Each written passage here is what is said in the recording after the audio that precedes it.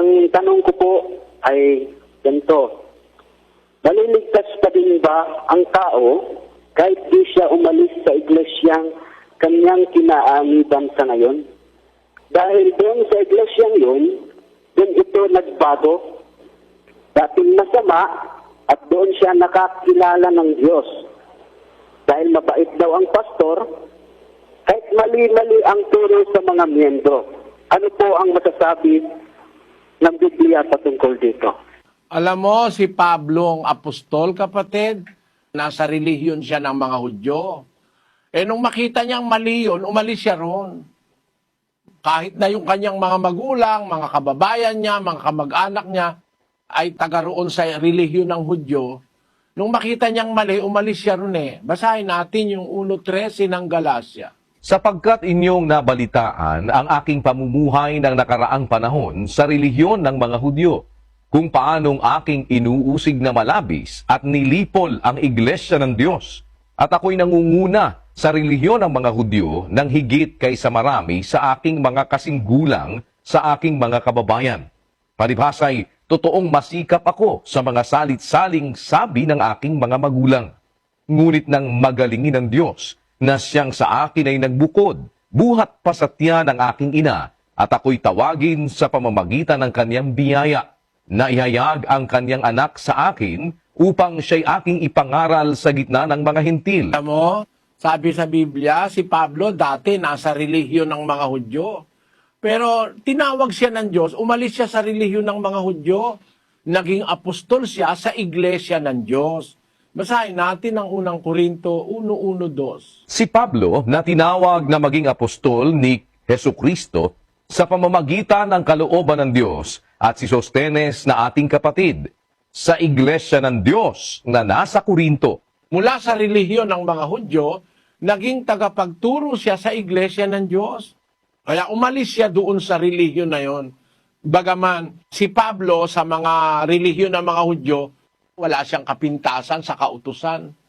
Sumusunod siya sa lahat ng kautusan ng iglesia nila o ng relihiyon niya. Pero nung makita niyang mali, umalis siya ron. Utos kasi ng Diyos umalis sa mali. Kahit nasabihin mo pang, ang babait nung mga taong kasama mo, mabait lang pantao.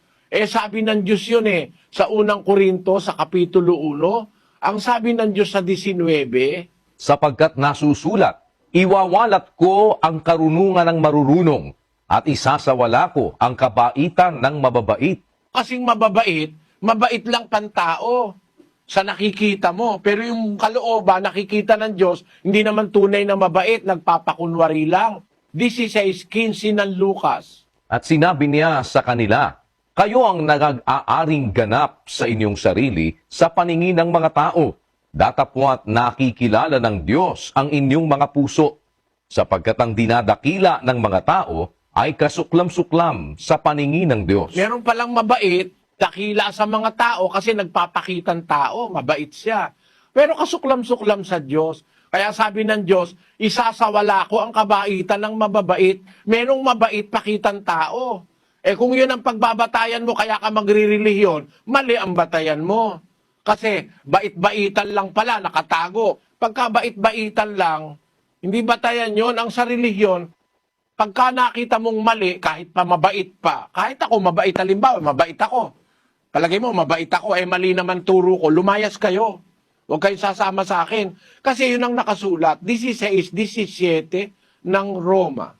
Ngayon ipinamamanhik ko sa inyo, mga kapatid, na tandaan ninyo yaong mga pinanggagalingan ng pagkakabahabahagi at ng mga katitisuran laban sa mga aral na inyong nangapag-aralan, at kayo'y magsilayo sa kanila. Sapagkat ang mga gayon ay hindi nagsisipaglingkod sa Kristong Panginoon, kundi sa kanilang sariling tiyan at sa pamamagitan ng kanilang mabuting pananalita at maiinam na mga talumpati ay dinadaya ang mga puso ng mga walang malay. Sabi ni Pablo, tandaan nyo yung pinanggagalingan ng pagkakabahagi, mga katitisuran, laban sa aral na inyong napag-aralan. Sa makatid, ang napag-aralan ng mga Kristiyano nung una, yung aral na totoo, merong nagtuturo, mali dun sa aral na yon. Laban dun sa aral na napag-aralan nila. Sabi ni Pablo, humiwalay kayo sa kanila, lumayo kayo sa kanila, magsilayo kayo, sapagkat ang mga gayon hindi naglilingkod kay Kristong Panginoon, kundi sa kanilang sariling tiyan. Ang pinaglilingkuran yung sarili nilang pakinabang at interes. Pinapahiwalay ka ron.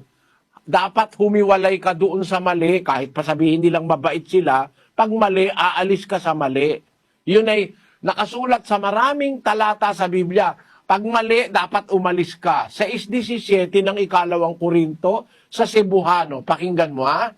Tungod niya na, manggula kamo sa taliwala nila, ug managpamulag kamo, nagaingon ang Ginoo, ug dili kamo maghilabot sa mahugaw, ug pagadawaton ko kamo. Ayon. Magsialis kayo sa kanila, mga sihiwalay kayo, sabi ng Panginoon. At huwag kayong hihipo sa mga bagay na marumi at kayo'y aking tatanggapin. Pag nakita mong mali, dapat umalis ka. Kasi pag hindi ka umalis sa mali, maiimpyerno ka, sinasadya mo na. Nakakita ka na ng totoo, tapos diyan ka pa rin sa mali, panatismo na yon. Panatiko ka na lang, hindi ka na religyoso. Kumbaga, sarado na isip mo. Hindi ka magiging dapat sa Diyos. Pag alam mo ng mali, doon ka pa rin. Mali po yun. Sana naunawaan mo, kapatid na Mark, ang sagot sa tanong mo. Maraming salamat po, Brother.